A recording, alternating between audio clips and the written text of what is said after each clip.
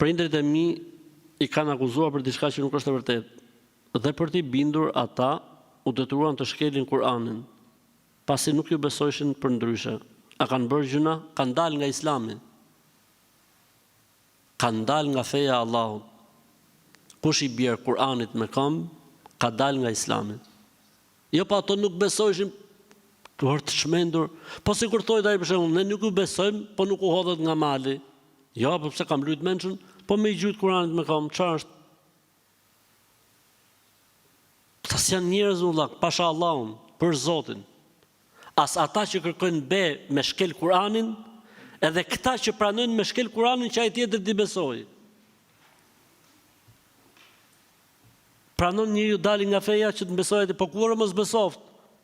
Kur mos besoft. Ke dyshime për mua, shka në kohën prokurori, polici.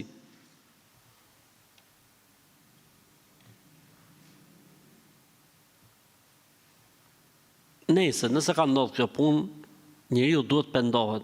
Duhet pendohet se është gjinof shumë i madh. E nxjerr njeriu nga Islami, Allahu na ruaj.